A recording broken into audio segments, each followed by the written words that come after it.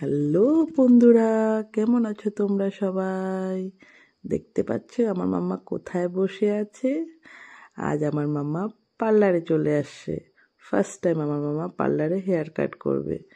আর পাশে যে বসে আছে সেটা আমার মাম্মার পিসিমণি।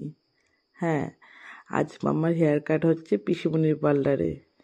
আমরা চলে আসি কলকাতাতে, তাই কলকাতার থেকে এসে আমরা চলে গেলাম বারাসাতে পিসিমণির পার্লারে স্পেশাল হেয়ার কাট করবো বলে। তো তোমরা দেখতে পাচ্ছ আমার মাম্মা আজকে একটা হেয়ার কাট নেবে, চুপচাপ বসে আছে, কোনো কিন্তু একটু দুষ্টুমি করেনি। যেভাবে যেভাবে বলছে সেভাবে সে মাথা নাড়াচ্ছে। তোমাদের হয়তো আমার কথাটা বুঝতে একটু কষ্ট হচ্ছে, কারণ আমার ঠান্ডা লেগেছে, গলাটা ভার হয়ে গেছে।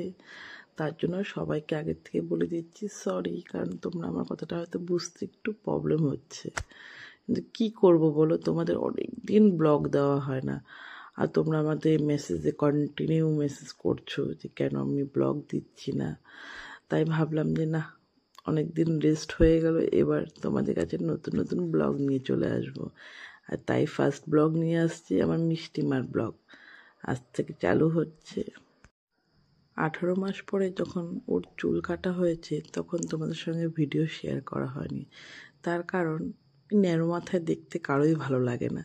তাই ভাবলাম যে না, ভিডিওটা থাক গ্যালারিতে, আর শেয়ার করব না। বাট এবার যখন ফার্স্ট টাইম পার্লারে আসছে আমার মাম্মা, তাই ভাবলাম এই এক্সপিরিয়েন্সটা তোমাদের সঙ্গে শেয়ার করি। এত সুন্দর সবার সঙ্গে কথা বলছিল, যে যেটা বলছে সেটা শুনছিল, কি বলবো আর। আর পাশে বসে তো পিসি গাইড করছিল কি হেয়ার কাট হবে, কিভাবে কি করবে। পিসির সঙ্গে অনেক গল্প মজা করছিল, আর সবাই যা যা বলছে তাই শুনছে। উফ উফ, আমার সোনা চোখটা বন্ধ করে রাখতে পারছে না, বারবার শুধু চোখটাই বন্ধ করতে বলছে। তবে পিসিমণি ছিল বলেই চুল কাটাটা এত সুন্দর হলো। পিসিমণি বলেছে যে মাশরুম কাট হবে, বাট চুল কাটাটা খুব খুব খুব সুন্দর হয়েছে, আমাদের খুবই ভালো লেগেছে।